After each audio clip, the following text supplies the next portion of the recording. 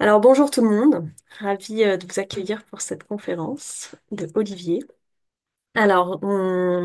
Cette conférence, c'est la deuxième conférence du cycle de conférences qu'on va lancer avec PUHR, avec l'association pour une idéologie régénérative.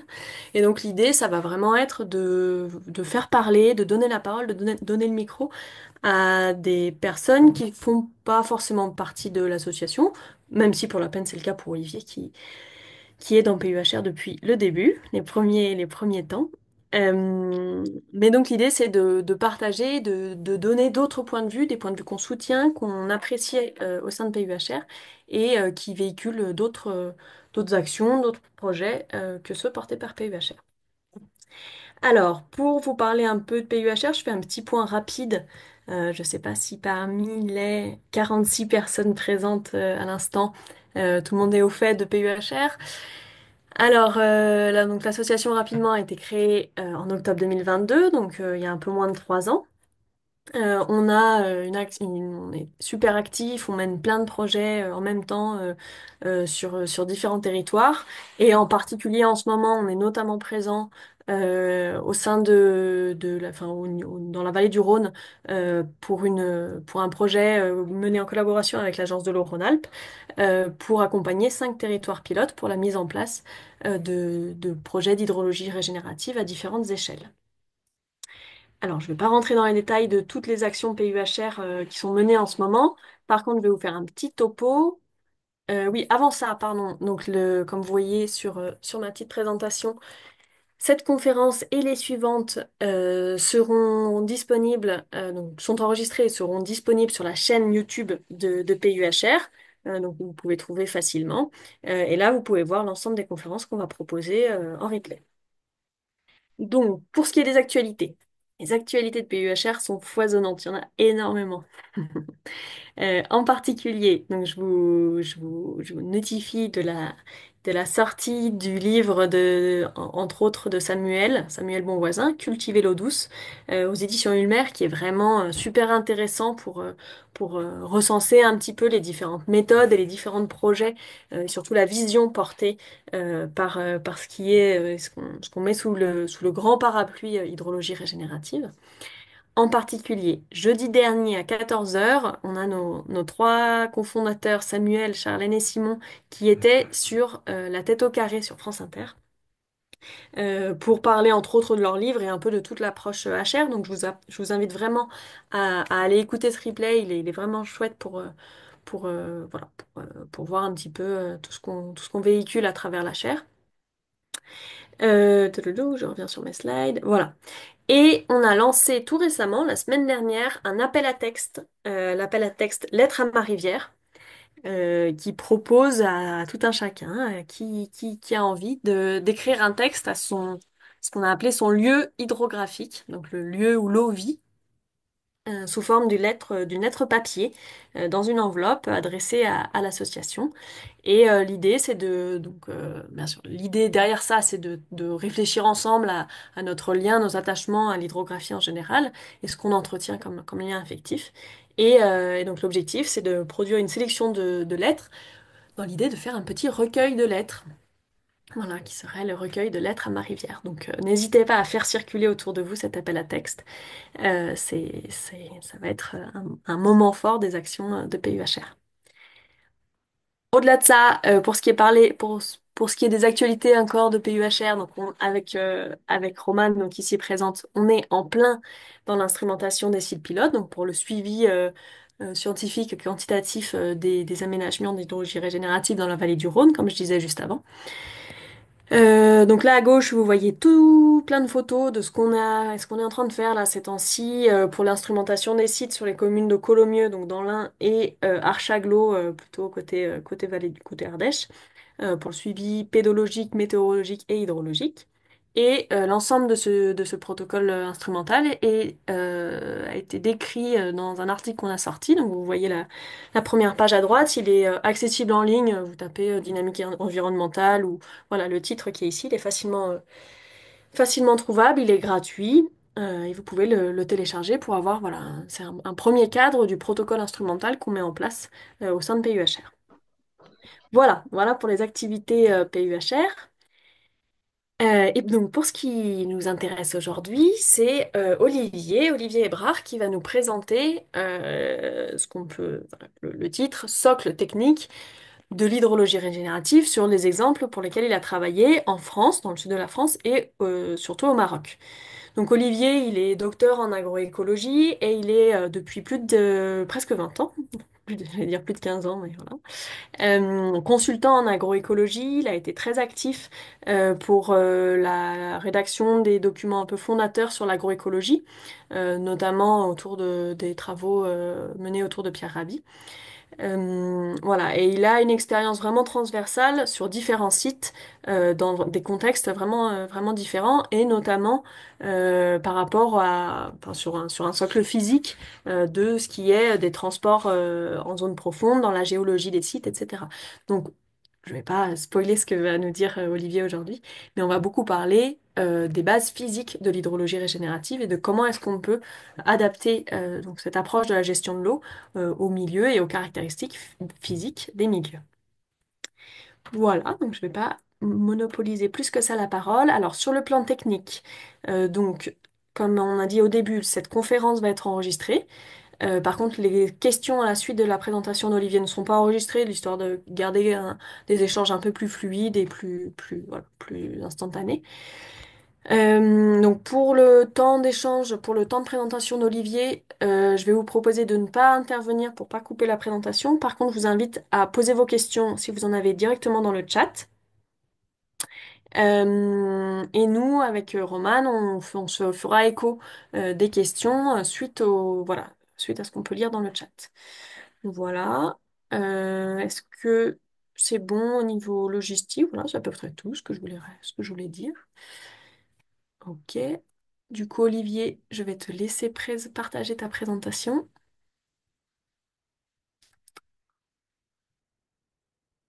Oups, je ne te vois plus, Olivier. Où es-tu?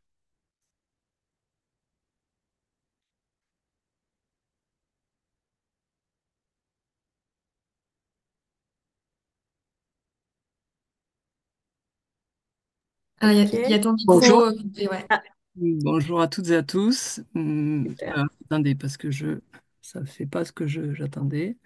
Prends ton temps, pas de souci. Hop, y a pas main. Hop, pardon. Voilà. Est-ce que c'est OK pour tout le monde? C'est tout Ça y bon? est, ouais. Ouais. Alors, j'ai l'impression qu'on n'a pas le diapo en entier. Ton image est coupée. On fait comme tout à l'heure quand on a fait l'essai. Je crois que ça marchait, hein, il me semble. Il manquait le haut. Il manquait le titre. Est-ce que là, c'est tout bon? Ah, Toujours pareil? effectivement. Ouais. Ouais.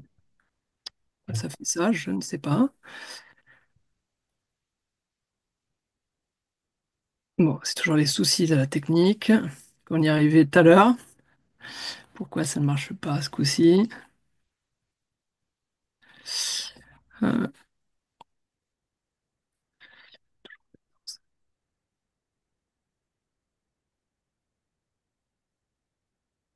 c'est pas mieux?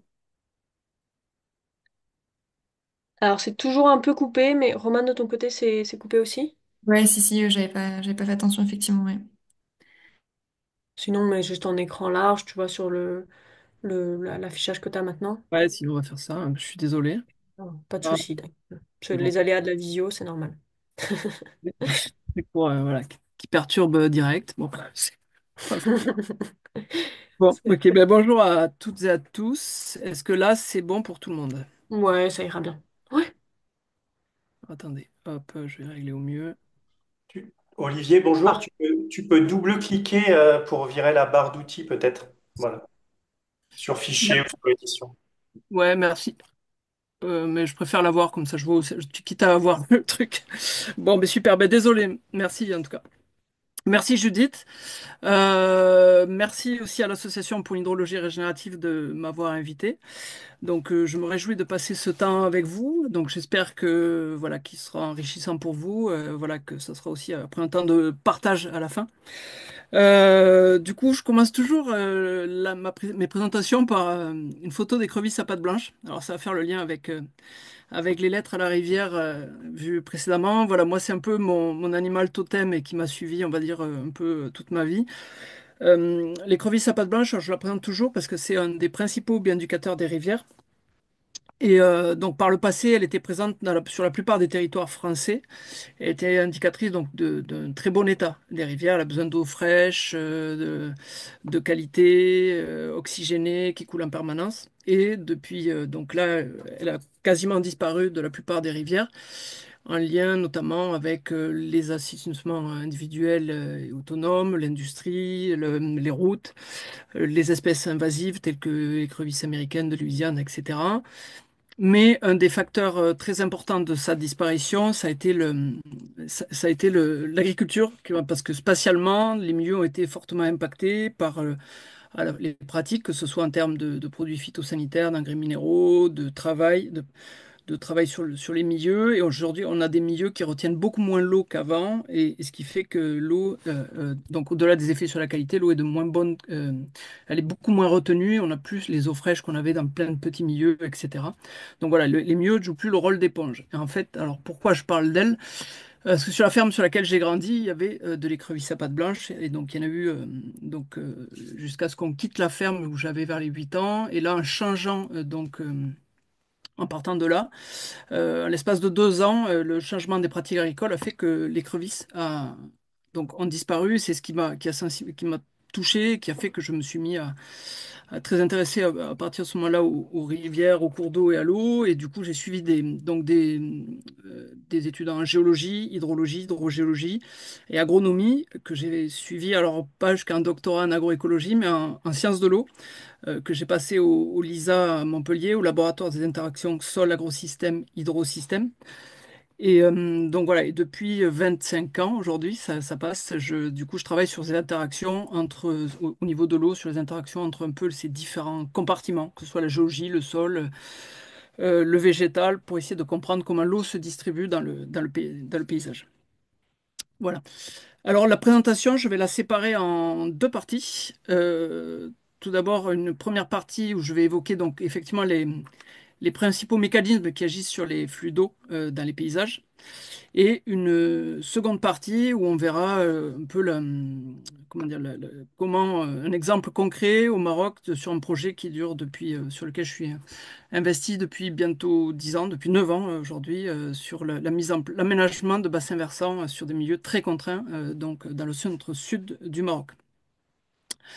Alors, je vais voir, en fait, je vais voir si c'est possible de mettre un plein écran parce que je suis pas du tout habitué à présenter comme ça et ça me perturbe vachement. Si je vais retenter parce que je suis désolé, ça me déstabilise en fait d'avoir pas le truc habituel. Pas de souci, hein, prends ton temps. Tant pis, c'est pas grave. Si, il manquera peut-être que le titre, là, ça va, là, il manque que l'eau, peut-être que le gris. Oui, là c'est bon, écoute, on a la photo. Ça va bien. Voilà, voilà. Si vous me dites si c'est vraiment gênant, vous me dites, mais là je serais plus à l'aise parce que d'avoir les trucs plus petits, tout ça, ça me perturbe. Désolé. Voilà, je préfère faire un truc, être plus à l'aise à l'oral. Désolé. Bon, allez, j'enchaîne. Du coup, voilà, une photo pour d'abord présenter un peu le contexte, pour qu'on parte sur des bases un peu communes. En fait, on a à l'échelle planétaire, on a une dégradation, une maltraitance des sols. Donc ça, c'est une photo au Maroc. Donc on va y venir très largement tout à l'heure. Où sur cette zone-là, par exemple, il y a 100 ans, il y avait des forêts, il y avait du sol, il y avait différentes strates végétales. Donc la déforestation qui s'est suivie de l'arrachage de diverses plantes, notamment à des fins aromatiques et médicinales, et le surpâturage ont fait que la plupart des sols sont partis. Et comme vous pouvez voir, il y a un gradient du haut vers le bas avec de moins en moins de sol. Et donc là, les sols continuent à partir inévitablement, donc avec des tonnes et des tonnes qui partent chaque année par hectare. Voilà. Donc et ça, c'est une constante dans plein d'endroits de la planète. Donc au Maroc, c'est aujourd'hui. En France, c'est aussi la même situation aujourd'hui. On a eu les mêmes situations alors qu'au Maroc dans certaines zones, mais aujourd'hui, voilà, il y a des terres comme ici dans le Quercy, des champs labourés ou des parcelles de vignes qui sont dans un état voilà, où les sols mis à nu, travaillés, on perd énormément de sol et donc ces sols perdent leur capacité à retenir l'eau. Donc on perd énormément de cette capacité donc à l'échelle mondiale. Et ensuite, donc la deuxième caractéristique, mais là je vous apprends rien, donc c'est les changements climatiques, mais aujourd'hui on pourrait même parler d'accélération des changements climatiques depuis quelques années. Alors sur la pluviométrie, c'est assez complexe. C'est pas voilà, ce qui est en train de se valider, c'est qu'on a des perturbations. On va avoir des changements. C'est pas forcément une diminution ou une augmentation, mais ça va être beaucoup de chamboulements en fonction des zones géographiques. Donc là, c'est juste pour présenter un peu sur Perpignan, voilà, la variabilité pluviométrique, voilà, suite aux années de très fortes sécheresses qu'il y a eu. On voit qu'on a une tendance globale à la diminution, mais voilà, la variabilité a toujours existé. Elle est le propre du contexte méditerranéen. Voilà, il y a déjà eu des années, des successions d'années très sèches par le passé, hein, comme au début des années 1920, où on a eu 3 années sous les 400 millimètres. Par contre, ce qui est beaucoup plus impactant et qui est assez, on va dire, assez linéaire, c'est l'augmentation des températures. Alors, il y a augmentation moyenne hein, qu'évoque le GIEC d'1,5 degré. Mais si on regarde l'augmentation des températures maximales estivales, moi, je m'intéresse à ces valeurs-là. Par exemple, si on regarde le nombre de jours au-dessus de 35 degrés en plein été en France, donc là, par exemple, dans le Gard, on voit que dans les années 60, par exemple, on était à moins de 5 jours au-dessus des 35 degrés l'été, enfin l'été sur l'année. Dans les années 70, on reste toujours, on ne dépasse pas les 5 jours au-dessus de 35 degrés. Dans les années 90, on commence à augmenter et se rapprocher des 10 jours. Jusqu'aux années 2000, pareil, on reste sous les 10 jours. Dans les années, voilà, avec début des années 2000 et notamment l'année 2003, on dépasse donc les 10 jours et on a atteint même les 30 jours en 2003. Et là, si on regarde aujourd'hui, voilà, ces dernières années, on a une accélération depuis 2015 sur les températures estivales où on a des températures très chaudes, même 2024, voilà, où il a fait particulièrement chaud. Et donc là, pareil, si on fait la moyenne des températures maximales estivales, c'est-à-dire on prend toutes les max de chaque jour l'été, pendant donc à peu près 90 jours, et on fait la moyenne, on regarde ça dans le temps. Par exemple, là, dans le Gard, à Cavillargues, à la station Météo France, on a pris plus de 4 degrés sur ces températures maximales. C'est-à-dire que les végétaux vont être impactés, subiront, ceux qui sont nés il y a 60 ans, ben, ils n'auront pas du tout le même climat qu'aujourd'hui qu'à l'époque. Donc voilà, ça c'était pour poser le contexte. Donc, si on revient un peu à la philosophie globale donc, de l'hydrologie régénérative, pour poser un cadre global, donc c'est que la moindre goutte d'eau de pluie qui tombe à la surface du sol, via la traversée d'écosystèmes censés être complexes, doit mettre le plus de temps possible pour rejoindre la mer ou l'océan. Donc, on connaît comment dire, enfin, ce qui nous rassemble. Donc, c'est freiner, retenir, répartir, infiltrer et à l'interface de nombreuses disciplines, hydrologie, hydrogéologie, donc pédologie, géologie, agronomie, agroclimatologie et d'autres, voilà, et les sciences sociales et autres, voilà. Et elle permet de répondre à différents objectifs. En particulier, ça peut être, aujourd'hui on l'utilise beaucoup pour une meilleure gestion hydrique des cultures, ça peut être pour régénérer les sols, pour faciliter l'implantation de haies, pour augmenter la quantité de fourrage, pour mieux recharger les aquifères, pour renforcer les débits d'étiage de sources et de cours d'eau, pour restaurer une zone humide ou tout simplement pour plusieurs objectifs à la fois. Elle permet de répondre à de nombreux objectifs et chacun aura des objectifs qui différeront des autres. Alors, les principaux mécanismes qui vont contrôler la distribution des flux d'eau dans le paysage s'organisent autour de quatre principaux groupes de facteurs. Les facteurs topographiques, les facteurs géologiques, les facteurs que j'appellerais épidermiques, qui vont comprendre le sol et tout le vivant, et les facteurs climatiques. Alors, si on se focalise sur les facteurs topographiques, donc pareil pour vous faire reposer ce qui est un bassin versant, donc un bassin versant topographique, c'est l'ensemble des eaux qui vont converger du coup vers de surface et de subsurface, c'est-à-dire dans les premiers centimètres de sol, qui vont converger vers un même exutoire. Donc là, vous avez le premier bassin versant vert. Si on fait une coupe, une section de ce bassin versant topographique, nous appellerons BV topographique numéro 1. On l'a en coupe ici. Donc voilà, on a les deux lignes de crête. Donc voilà un premier bassin versant. Donc en orange, j'ai délimité un deuxième bassin versant avec la ligne de crête, pardon, qui va séparer les deux bassins versants. Donc on a bassin versant topographique numéro un, bassin versant topographique numéro 2. Donc voilà, une goutte d'eau qui tombe d'un côté ira par là, en surface, et la goutte d'eau qui tombe de l'autre côté ira de l'autre côté. Voilà deux bassins versants. Alors les logiques topographiques répondent du coup, donc la topographie fait que l'eau dans les écoulements de surface et de subsurface va suivre toujours les perpendiculaires aux courbes de niveau. C'est ainsi qu'on distingue donc des lignes de crête, des talwegs, voilà, et qu'on peut définir un bassin versant après quelconque à partir d'un point donné. Donc voilà, l'eau se distribue toujours comme ça dans le paysage.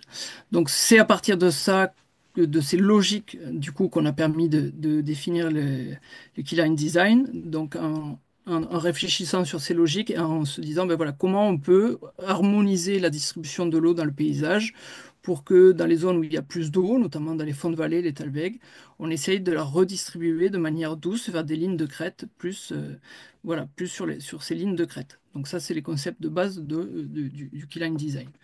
Donc c'est la première partie donc, de ce qui va contrôler un petit peu les flux d'eau, mais les flux d'eau vont être aussi contrôlés par, dans leur logique topographique par l'exposition, la position dans le paysage. Notamment, si une parcelle ou une zone qui sera ici sur le bas à gauche à 45 degrés sera beaucoup plus contrainte d'un point de vue climatique qu'une parcelle ou une zone qui sera ici en hauteur, en fond de vallée, exposée plein nord et à 45 degrés. Donc, si on imagine des parcelles, je sais pas, une zone argileuse par exemple, qui sera ici, qu'elle est là ou là, le comportement ne sera pas du tout le même en termes de distribution des flux d'eau dans le temps. Notamment, ça va agir beaucoup sur l'évapotranspiration, qui est la somme donc de l'évaporation du sol et de la transpiration des plantes.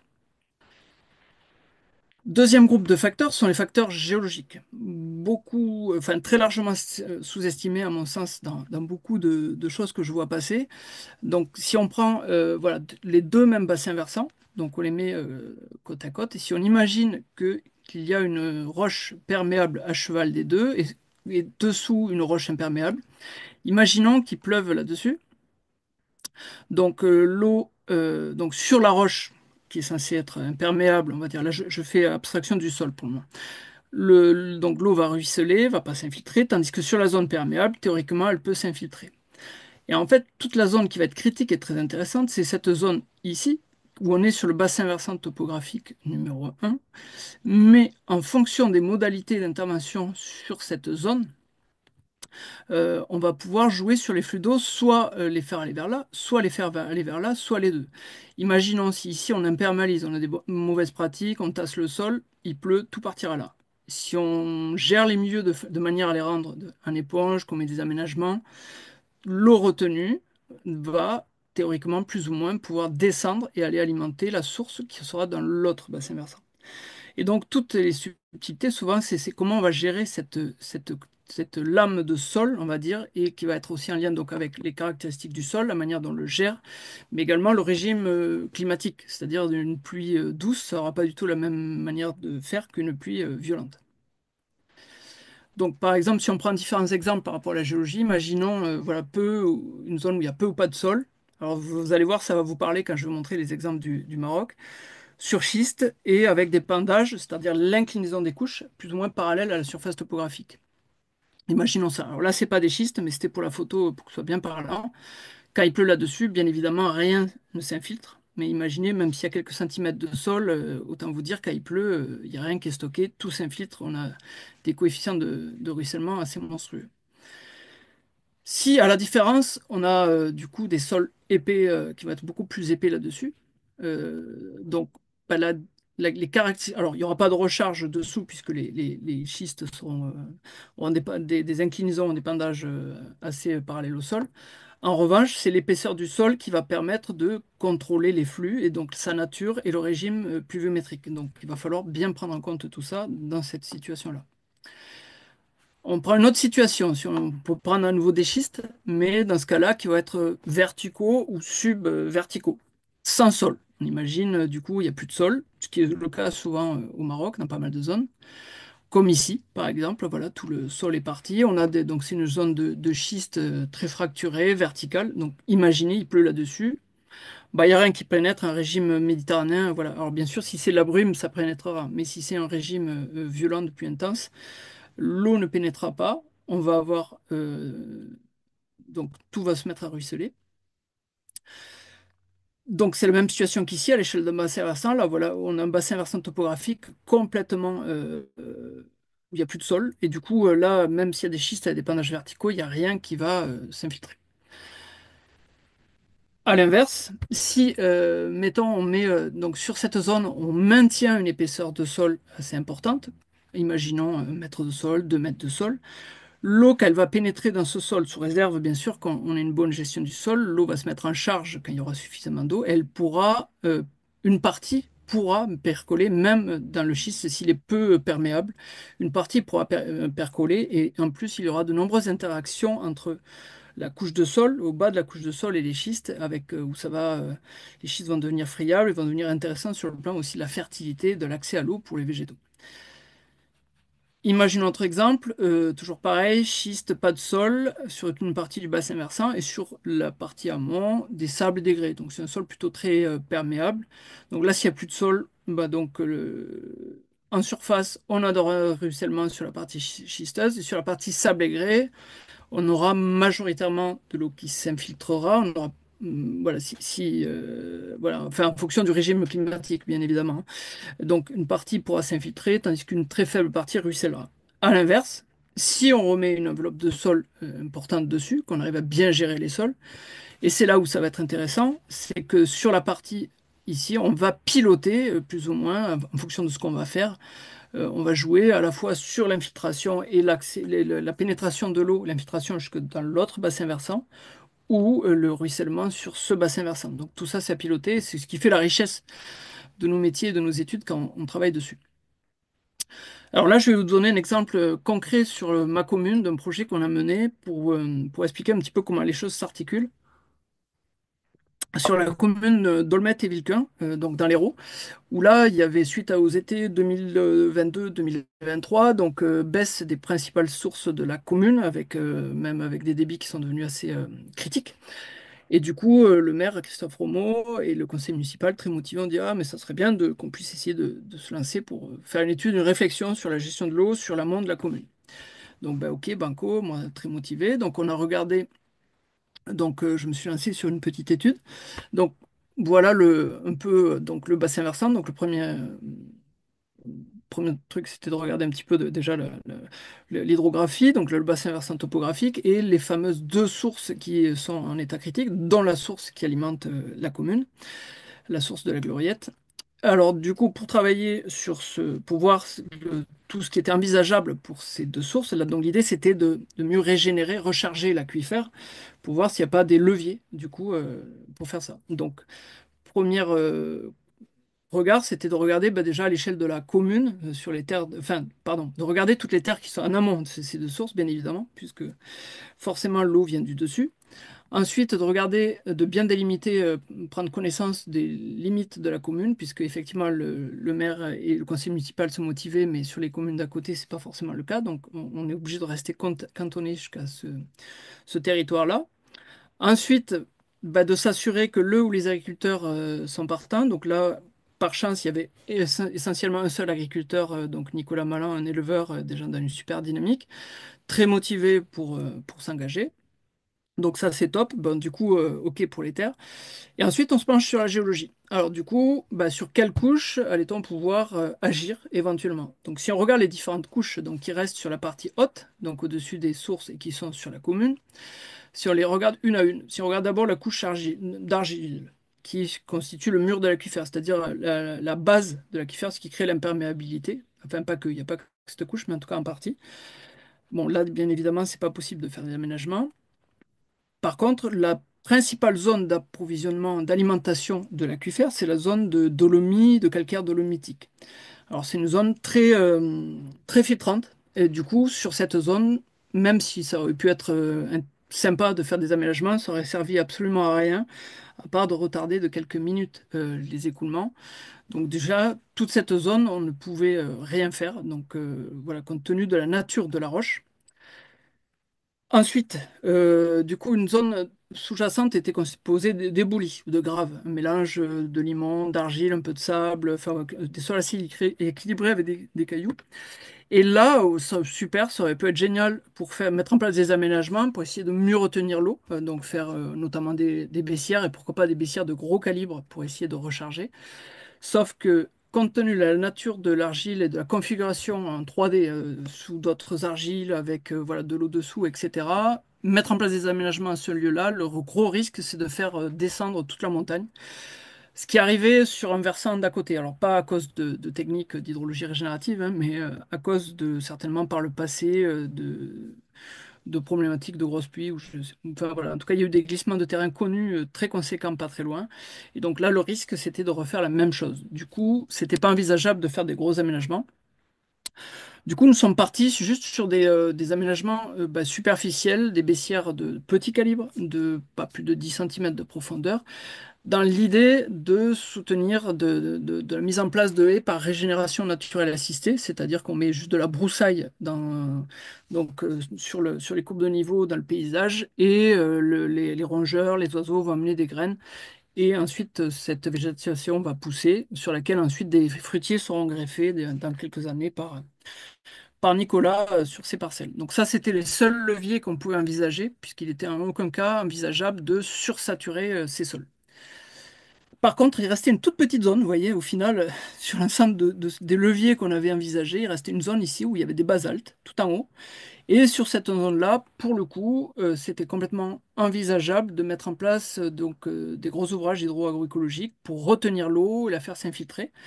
Donc pour le moment, on a lancé encore sur le même chantier la participatif. Et donc, je remercie encore les habitants de la commune et des gens de l'Hérault qui sont venus de très loin pour participer à ce chantier, se mobiliser. Là, alors là, c'était une grosse baissière, mais c'était plutôt un côté symbolique pour dire on l'a fait voilà, tous ensemble. Les prochaines vont être faites avec des tractopelles et autres. Et là, l'idée, voilà, c'est vraiment de retenir l'eau sur cette zone du bassin versant. Mais vous voyez, au final, c'est très restreint sur tout ce que vraiment les véritables leviers, ils se résument à quelques hectares sur des centaines d'hectares au final, là où on peut agir. Donc voilà, c'était pour évoquer vraiment l'importance de la prise en compte de la géologie dans l'objectif qui était le nôtre, là par exemple, donc de recharger, d'essayer de mieux recharger un aquifère. Troisième facteur, du coup, et l'avant-dernier, donc les facteurs épidermiques, le sol et le vivant. Alors, le sol, on va en particulier, voilà, je commence toujours par ces histoires d'état de surface du sol, c'est-à-dire le sol dessous, il peut être assez poreux, mais si en surface et filtrant, mais si en surface il y a des croûtes où il est tassé, voilà, ça ne fonctionne pas. Donc c'est aussi, il faut toujours prendre en compte les états de surface du sol, les caractéristiques dans ce sol en surface. Alors ensuite, si le sol a une texture plutôt sableuse, du coup, si on a un sol de texture plutôt sableuse sur une roche perméable, on va favoriser donc plutôt les processus gravitaires et d'infiltration. Si on a un sol toujours voilà, qui est sableux, mais sur une roche imperméable, du coup, donc comme on va favoriser les processus gravitaires, on va avoir une accumulation à l'interface des deux couches, enfin de la roche et du sol. Et là, en fonction des micro-aspérités ou des reliefs qu'il peut y avoir dessus la roche, on peut avoir l'accumulation d'eau, de zones humides, ou de points d'eau, voilà, pour les cultures qui peuvent être assez des fois critiques. Si on a une texture argileuse sur un sol plutôt imperméable, là, on va avoir le mélange des processus à la fois donc de la tension superficielle, donc l'énergie capillaire, et gravitaire. Donc, on a des sols qui pourront être vite saturés si on est sur une roche imperméable. Et d'autant plus si on est en exposition nord, comme je vous disais tout à l'heure, exposition nord, 45 degrés, fond de vallée, vous avez cette configuration-là, mais alors là, c'est même pas la peine de faire quoi que ce soit. Vous êtes de suite en saturation des sols. Et donc, le meilleur moyen pour répondre à tout ça, c'est de passer par une approche agroécologique spatialisée, où on va transformer les sols en éponge, c'est-à-dire tout mettre en œuvre pour que les sols retrouvent leurs caractéristiques initiales qu'ils avaient à bien gérer les excès d'eau autant que les manques d'eau. Donc ça, c'est une photo prise au monastère d'Ossoland, d'une des parcelles de vignes, où là, ça fait des années et des années que ces parcelles sont bichonnées à coups de compost, de couverts végétaux, de micro-organismes efficaces. Voilà, on a de véritables éponges. Les parcelles se gèrent bien par elles-mêmes. Et donc là, ça permet de répondre à beaucoup une grosse partie de la gestion de l'eau dans le paysage et de lisser les différences au final sur les textures sableuses ou argileuses. Donc voilà la configuration du monastère de Solan où, au final, voilà, on a une mosaïque de parcelles éponges, on va dire, dans une gangue forestière avec beaucoup de couverts végétaux, pas de sol nu, des pratiques agroforestières, du compostage, micro-organismes efficaces. Et donc, on a un bassin versant qui fonctionne jusqu'à 7 mois enfin, là où on fait les suivis, il y a à peu près un peu 20 hectares de bassin versant, un peu plus de 20 hectares, et il tient 7 mois sans pluie, voilà, il coule toujours, voilà, un contexte méditerranéen. Ce qui est remarquable, voilà, aujourd'hui, c'est vraiment une véritable éponge, et d'où ça valide un petit peu tout ce qui se passe sur le domaine. À noter que depuis cette année, on a équipé le bassin versant avec le LISAB et le laboratoire des interactions sol, agrosystème, hydrosystème pour faire des suivis débit, dendromètre et piézomètre voilà, pour suivre un petit peu ce bassin versant très particulier.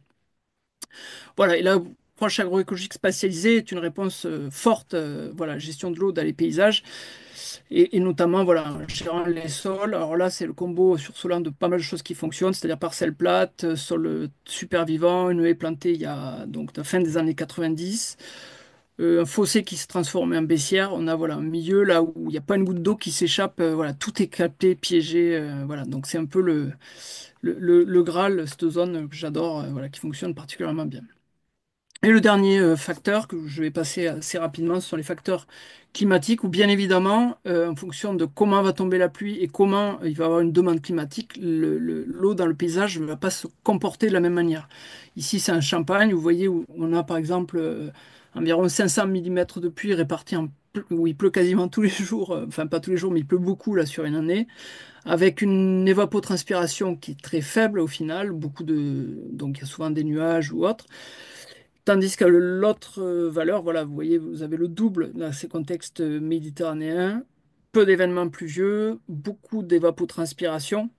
Donc, bien évidemment, quand ces événements, enfin, ce contexte climatique ne va pas réagir de la même manière en fonction de l'épaisseur du sol, de la nature du sol, de la géologie sous-jacente. Donc, voilà, c'est ce combo entre ces quatre compartiments qu'il faut prendre en compte, hein, vraiment la topographie, le sol, la géologie et le régime climatique. C'est vraiment un enchevêtrement de ces quatre qui s'articulent finement et qui est passionnant à gérer sur les projets. Alors maintenant, je vais vous amener au Maroc.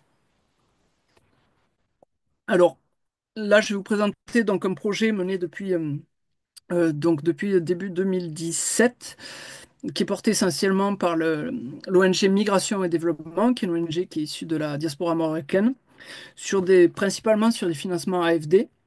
Alors, il y a d'autres partenaires comme Terre Humanisme, association française voilà, qui s'est retirée récemment, il n'y a pas longtemps, là, du partenariat, et des plus petits bailleurs, Fondation Prince Albert II, Région Sud et la Fondation Pierre Rabhi.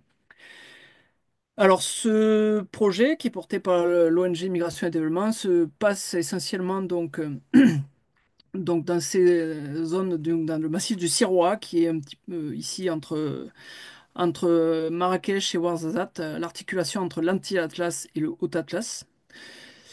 Donc, vous voyez, il y a des zones qui se voient. Ça, c'est le paysage typique là-bas des hauts plateaux où c'est des champs de cailloux. Donc, ce sont des pâturages. Donc, là où il y a quand vous restez là, vous voyez toute la journée passer des troupeaux qui mangent un petit peu l'herbe.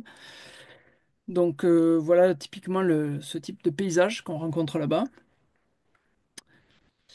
Donc, de nombreux troupeaux. Alors, qu'est-ce qui s'est passé? Donc, c'est ce que je vous disais en début d'exposé. Ici, donc, faut imaginer, il y a 100 ans à peu près, donc il y a encore les témoignages des anciens qui le précisent, hein, il y avait des forêts, il y avait vraiment du sol. Et voire même ces témoignages, il y en a qui disent, moi j'avais peur quand j'étais enfant de les mettre les moutons dans les forêts à cause du loup. Donc là, vous voyez, les forêts, elles sont bien loin, les forêts là. Donc voilà, donc les forêts sont parties, les plantes aromatiques et médicinales ont été ramassées, arrachées souvent. Et ensuite, le sol est parti et les sols partent à une vitesse assez fulgurante. Donc là, on voit par exemple sur cette image, voilà, là on est à la roche, ça y est, là, bon, il y a des lambeaux de sol plus ou moins importants, et là, il reste encore un peu de sol par endroit. Il reste un petit peu de sol par endroit. En tout cas, voilà, les sols sont en train de partir, et du coup, tout ce massif, il y a un écho. Tout ce massif a perdu sa capacité à retenir l'eau qu'il avait il y a encore 100 ans. Et donc, toutes les sources s'assèchent les unes après les autres.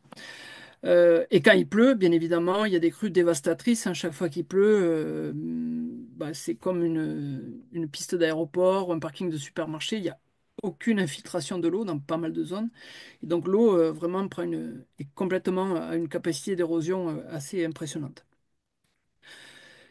Là, voilà, j'ai pris cet exemple. Alors j'y étais il y a peu, je suis rentré il y a 10 jours. Là, c'est un exemple sur un oued sur un oued, pardon, sur une oasis de montagne où ici, cette zone que j'ai entourée de verre, c'est un cimetière. Alors pourquoi un cimetière? Parce que le cimetière, c'est les zones qui sont pas du tout touchées, sur lesquelles on ne va pas être pâturé, où il n'y a pas d'aménagement. Et donc ces zones témoignent un petit peu de ce que le milieu pourrait être s'il n'y avait pas d'intervention et de surpâturage notamment. Et donc là, on voit, vous voyez, de loin, on voit déjà qu'il y a de la végétation au sol, qu'il y a des arbres. Et si on se rapproche même de près sur cette zone, par exemple, on voit même la différence qui est effrayante. Vous voyez, donc là, il y avait un muret pour contourner et pour marquer la limite du cimetière. Donc toute cette zone, il reste encore du sol. Alors c'est la phrase, c'est la private joke au Maroc, c'est il reste du sol là-bas avec l'ONG. Donc là, il reste du sol et à côté, ici, il n'y a plus rien. Tout est parti. Donc le mur après a également servi à bloquer les écoulements. Mais on voit à quel point ça a été raclé. Et on voit ce que ça pourrait être, hein. Donc si je reviens en arrière, ce que pourrait être le milieu s'il n'y avait pas eu donc cette déforestation, ce surpâturage. À minima, on pourrait avoir un milieu comme ça. Donc beaucoup plus en mesure de bloquer l'eau, la retenir, favoriser son infiltration. Et donc, la grande richesse de ce projet vient du combo entre deux choses, à mon sens, de l'articulation entre toutes les méthodes de concertation territoriale et des techniques de l'hydrologie régénérative. Alors, l'hydrologie régénérative, donc on connaît toutes et tous voilà, les techniques avec les différentes stratégies pour régénérer les milieux, mais on peut avoir voilà, toute la technicité, tout le background technique pour ça si on n'arrive pas à avoir un investissement, un engagement de la population. Quand on veut développer ou déployer ça à l'échelle de territoires et de grands territoires, c'est compliqué. Du coup, sur ce projet, la grande caractéristique, c'est le travail que mène Migration et Développement sur les méthodes de concertation sur les territoires et notamment au sein de ce qu'on appelle des espaces de concertation qui vont regrouper du coup les réflexions et où les sujets vont être mis en réflexion. Et donc là où les hommes sont impliqués, les femmes sont impliquées, les jeunes sont impliqués. Et l'idée dans ces processus de concertation, c'est de faire vraiment le lien entre Enfin, il y a un gros travail sur les ressources du passé, de dire, ben voilà, il y a 100 ans, vous voyez, les ressources étaient gérées différemment, il y avait des rotations dans le pâturage, il y avait une bienveillance à l'égard du sol, des ressources en eau, etc.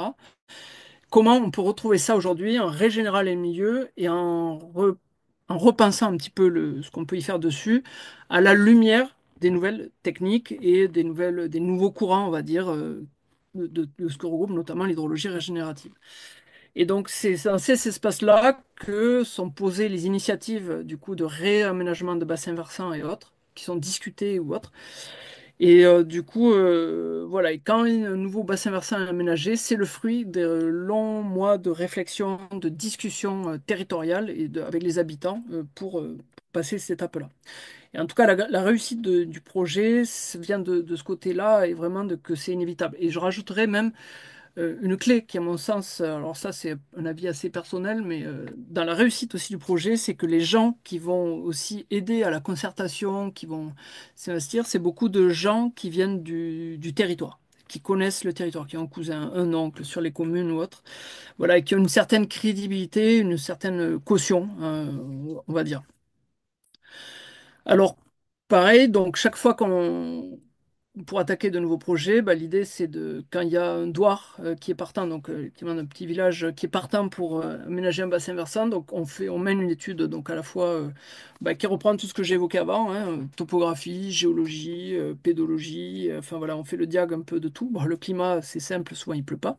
Et d'ailleurs au passage, tout ce que vous allez voir là, les photos, malheureusement on a lancé les premiers aménagements en 2019 et depuis 2019, il n'a quasiment pas plu par rapport à ce qu'il pleuvait avant.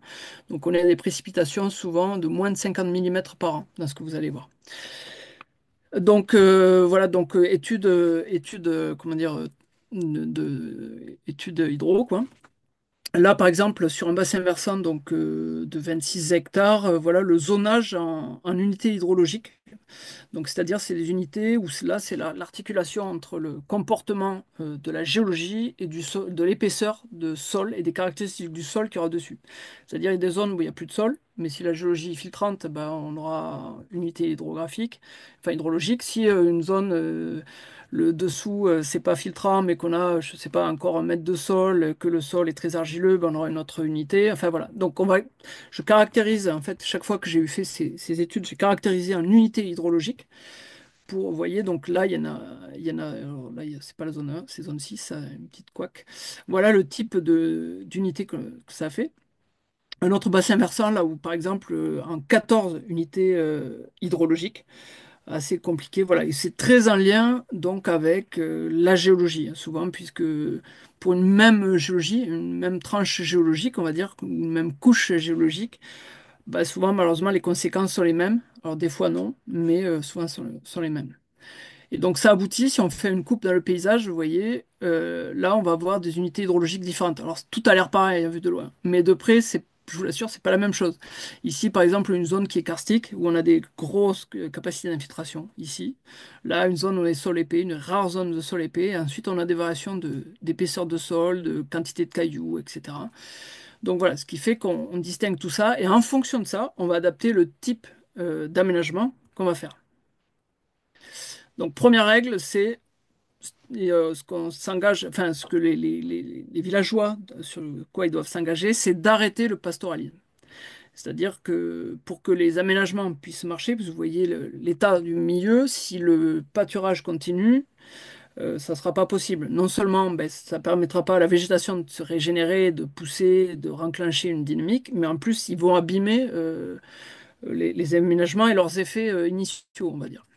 Donc ça, c'est la règle qui est dans les... Parce que oui, j'ai oublié de préciser, une fois que donc, il y a tout le travail de concertation, les villageois d'Indouar, via aussi, on travaille avec les associations hein, de villageois, c'est un village, vont signer une charte sur laquelle ils s'engagent à respecter un certain nombre de règles, ne plus pâturer, aménager le site, le surveiller, etc., etc. Pour être sûr que ce qu'on va faire, ça tienne la route au minimum 3 ans, 4 ans, 5 ans. Voilà.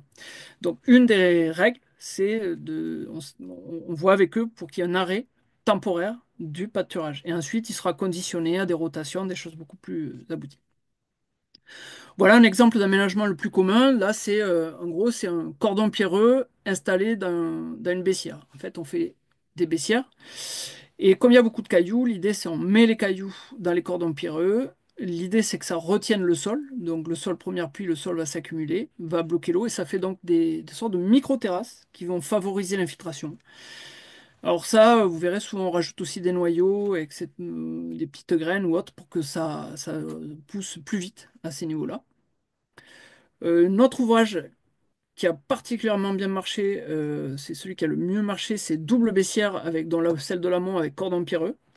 Où là, par exemple, on a retenu celle de l'amont, donc le cordon pierreux d'Anne Baissière a permis de retenir le sol à s'accumuler. Donc on a refait une micro-terrasse, ça s'infiltre et l'avantage c'est que ça retient les sédiments pour pas que ça se colmate trop vite. Et ici, donc on a à nouveau de l'eau qui va stagner, moins enrichie en sédiments, qui aura une durée de vie plus longue. Et donc ce double ouvrage a particulièrement bien fonctionné dans les milieux. On a régénéré beaucoup plus vite qu'ailleurs quand on a fait ça. Et ensuite, souvent, ben, il y a tellement peu de sol que voilà le type c'est des micro-baissières avec un peu de cailloux dedans et ça va bloquer le sol et ça s'infiltre. Alors voilà un peu les étapes. Que vous voyez un peu maintenant des photos.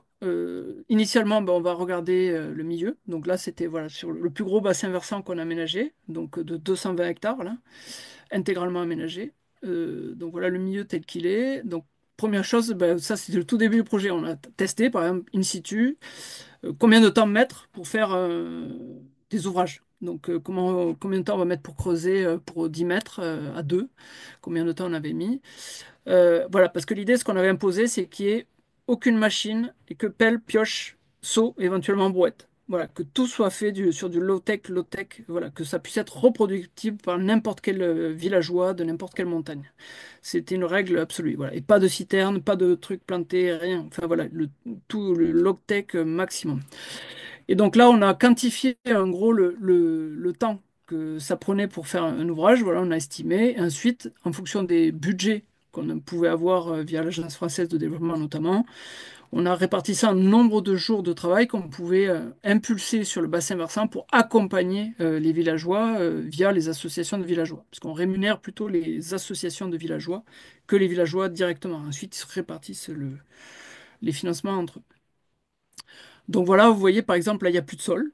Donc voilà un peu, là c'était les premiers tests, comment on peut faire pour... Donc on gratte un peu, on accumule un peu des cailloux, on ramène du sol. Et ben ça marchait quand même, ce type d'ouvrage, voilà, puisque dès lors qu'il a plu, ça a accumulé, ça a permis de régénérer et refaire partir des milieux. Donc regardez bien les photos là et vous verrez les photos ensuite, hein. Ensuite, l'étape suivante, voilà, c'est de faire une formation aux villageois, une formation d'une demi-journée en salle où on leur explique ben, voilà, comment les principes justement de l'hydrologie régénérative, comment fonctionne l'eau sur les bassins versants, comment il faut repenser aujourd'hui l'eau pour pas la laisser partir. Ensuite, formation sur le terrain avec toutes les questions in situ. Puis, temps pratique, donc sur une demi-journée où ils testent, ils voient, ils posent toutes leurs questions, on essaye, qu'est-ce qu'il y a qui va pas, parce qu'il y a toujours des trucs, des particularités, donc forcément, il faut répondre à ces particularités-là. Et ensuite, voilà, donc ils ont fait différents essais lors de ces formations. Donc c'est en général très ludique, ils adorent le niveau égyptien, voilà, et ils s'éclatent avec ça. Donc, alors, on n'a jamais fait des longueurs ultra, ultra longues. Chaque fois, c'est des endroits bien spécifiques, les endroits où il reste un petit peu de sol pour le garder. Voilà. Donc, c'est plein d'aménagements assez courts au final, mais multipliés un peu partout sur ces 220 hectares. Voilà. Bon, il y a des zones où c'est quand même assez conséquent, comme là. Donc, alors ça, c'est le bassin versant 2 ans après les aménagements, où déjà ça avait repris, mais là, essentiellement dû à l'arrêt du pâturage. Voilà, donc toujours pareil, 2 ans après l'arrêt, vous voyez le contraste entre la montagne du fond et la montagne ici, au bout de 2 ans, déjà, comment ça a pu se régénérer. C'est un peu comme dans les cimetières, du coup, de ce que je vous ai montré tout à l'heure. Donc ça, c'est des photos qui ont 10 jours. J'étais même pas 10 jours. Donc on voit ce qu'on a aujourd'hui sur ces sols, ce qui est revenu.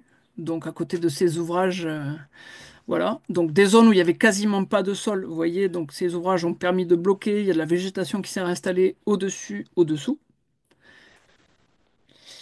Donc là, c'était à contre-jour. J'ai pris cette photo exprès pour voir sur des zones vraiment ingrates où on voit l'effet, donc baissière plus cordon pierreux, comment l'eau et tout ce qui, enfin, dès qu'il pleut, elle s'accumule là et ça permet de régénérer alors très lentement puisqu'on part de très très loin dans ces zones.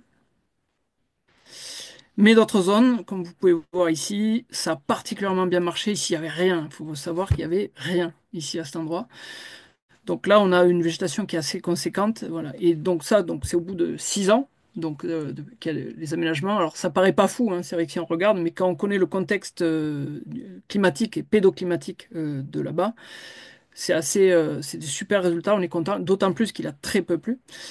Et en fait, sous d'autres climats, en 6 ans, on aurait fait des miracles, hein. Là, c'est vrai que le climat, si vous faites tomber un arbre dans ces zones-là, au bout de 6 ans, que depuis le début du projet, l'arbre, il n'aura pas bougé, hein. Puis, il n'y a quasiment pas de micro-organismes dans les sols nulle part. Il fait tellement chaud l'été que, au final, les dynamiques de dégradation sont très très lentes. Donc voilà, ça c'est pareil, là on le voit bien. Souvent, là où on a ces gros amas de végétation, c'est quand il y a des doubles ouvrages dont je vous ai parlé tout à l'heure. Souvent, c'est ces doubles ouvrages qui font qu'on a ces touffes. Voilà, et là pareil, ça a bien marché. On a des amandiers donc, qui ont poussé sans aucune irrigation. Donc vous voyez, avec des précipitations inférieures à 50 millimètres par an. Donc c'est des warriors. Après, l'idée là, c'était de mettre 100 noyaux. Bah, ceux qui ont sur l'essence, il y en a un qui pousse, et bah, celui-là, c'est le guerrier attendu qui va permettre de régénérer, enfin voilà, dont on va récupérer les noyaux, etc., etc. Et donc là, maintenant, il y a pas mal d'arbres qui commencent à repousser sur le bassin versant, mais bon, ça reste modeste, hein, au bout de 6 ans, c'est très lent. Donc là, vous voyez, une autre zone qui a bien, bien, bien poussé. Donc voilà encore un extrait de régénération. Vous voyez entre l'avant et l'après. Alors on serait en zone tropicale, on dirait bon ben c'est pas fou ton truc. Ben, là voilà en zone semi-aride, voire aride, c'est assez chouette. En tout cas, nous, on est très contents des résultats. Voilà, donc un autre bassin versant aménagé depuis un an. Donc là, c'est tout récent pour vous montrer des différentes configurations. Là, un autre bassin versant de celui-là plus petit, mais là, déjà, vous voyez, ça fait 26 hectares jusqu'en bas. Donc intégralement aménagé également. Et là, pareil, sur ce bassin versant aménagé depuis 2 ans, il a fait une pluie, quasiment, une pluie, mais sauf qu'en 5 minutes, il est tombé 50 millimètres. Donc ce qui fait à peu près du, faites le calcul, du 600 millimètres heure de régime, enfin d'intensité. Donc ça a tout fracassé. Heureusement, les ouvrages ont tenu pour la plupart. Et donc maintenant, on attend que ça se mette en route. Voilà la régénération des milieux sur ce bassin versant où il n'y a quasiment pas plu. Donc voilà un petit peu sur les parties hautes, voilà où les aménagements sont focalisés sur les zones où il reste du sol pour essayer de les retenir et retenir l'eau. Donc voilà un petit peu à quoi ça ressemble. Et là, donc vous imaginez, ça a été beaucoup de boulot. Et là, ce qu'on fait, pour finir là-dessus, parce qu'au début, on ne savait pas si on allait arriver à aménager ces différents bassins versants et si ça marcherait. Donc on a attaqué maintenant depuis 2 ans un suivi. Donc alors on aurait aimé d'avoir suivi, de suivre des débits. Malheureusement, on n'a pu avoir aucun bassin versant sur lesquels on allait pouvoir mesurer des débits, puisque sur aucun il y a des écoulements réels. Donc du coup, on s'est focalisé sur l'évaluation de la quantité de végétation. Donc sur des transects qui font 100 mètres de long, on mesure sur chaque centimètre le type de végétation et la quantité de végétation qu'il y a. C'est-à-dire qu'on fait, les collègues de Migration et Développement, Raoula et Afid, que je remercie et salue vraiment pour leur implication, vont 2 fois, tous les 2 à 3 mois, relever sur 20 000 points, donc ce qu'il y a en termes de végétation. L'idée, c'est statistiquement de pouvoir vraiment démontrer à la fois la dynamique de régénération des milieux et la comparaison entre les bassins versants aménagés et non aménagés. Voilà, en gros, pour les grandes lignes de ce que je pouvais vous dire. Voilà, je vous remercie. Génial. Merci Olivier. C'est top.